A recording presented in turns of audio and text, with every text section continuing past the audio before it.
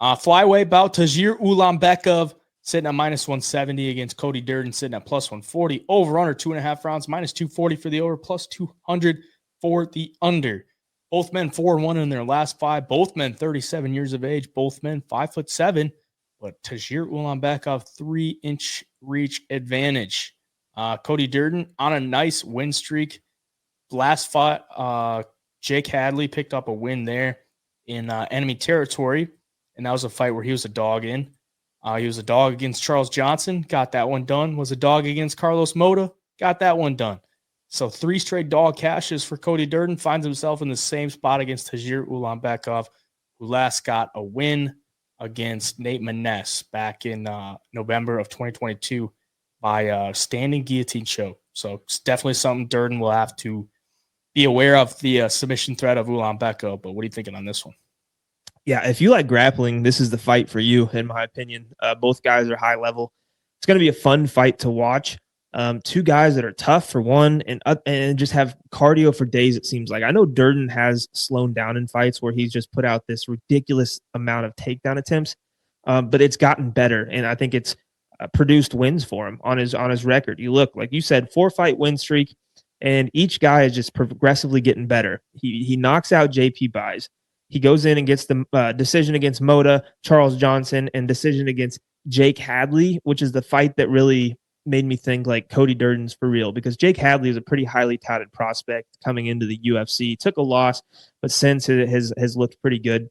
And Jake Hadley is very, very well-rounded. He's great on the feet. He's good with the submission game and the wrestling. And Cody Durden was just better than him and a step better on every single aspect of mixed martial arts. It was a fight that, for me, Cody Durden looked like he made a lot of improvements in the striking department. He was countering well. He looked fast, and the pace was just incredible. And the toughness, and he's got the dog in him, man. I mean, he had that armbar. Jake Hadley had that armbar sunk in so deep for about a minute, and Cody Durden wouldn't tap. I mean, the ref was looking like the ref was an inch away from his face, just waiting for him to yell tap and stop the fight.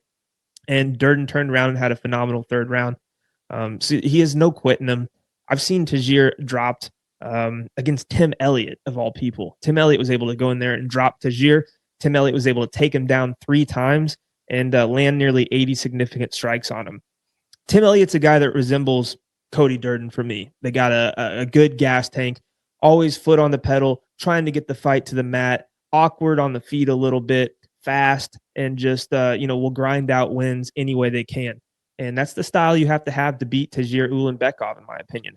Tagir comes out of that Khabib camp. We've seen Khabib in his corner before, probably not anymore, but he's got that style where he's going to look to grapple a little bit. He's good with it too, and he's pretty fast on the feet. He doesn't hold like a ton of pop or power, but he is fast and he's crafty.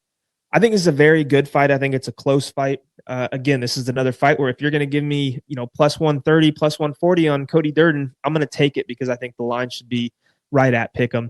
And the way Cody has all this momentum going for him versus Tagir, who's been off since November of 2022. That's over a year now.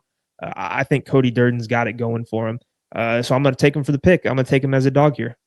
Yeah, I love watching Cody Durden fight. I mean, the guy's a dog. It's pretty hard to dislike this guy because he's so tough and just goes in there like a junkyard dog every fight. He wants to win every fight, and he will die trying. And the way that he's won his last few fights is just grinding guys out, basically to the point where they're like, I don't want to be in here with this guy anymore. So Tagir Ulanbekov's got a tough fight ahead of him. But for him, he's got a couple really nice wins in the UFC. Alan Nascimento, Bruno Silva, 2 guys that I think pretty highly of. Took the loss to Tim Elliott and then beat Nate Maness in his last fight. So in this one, Cody Durden definitely going to try to get the takedowns. I think he'll be able to get them, and he's got a 50% takedown accuracy. So he's pretty accurate with him. Tagir has been taken down a good amount of times in his UFC career. 4 times by Bruno Silva, 3 times by Tim Elliott, 61% takedown defense for Tagir. Cody Durden, I think he's got pretty underrated power on the feet too. I mean, you're so conscious of that wrestling that sometimes you'll leave your chin open. Cody Durden can land some good shots.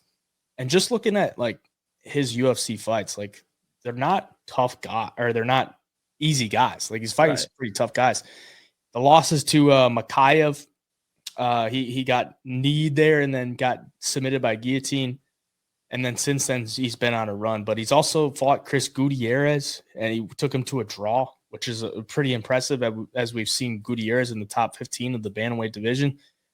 So I think Cody Durden as a dog is definitely a solid play. And I'll take him for the pick because he will fight for your money by any means. Like he's not going to go out there and quit, and he's most likely going to make the other guy quit. So he'll be the pick for me.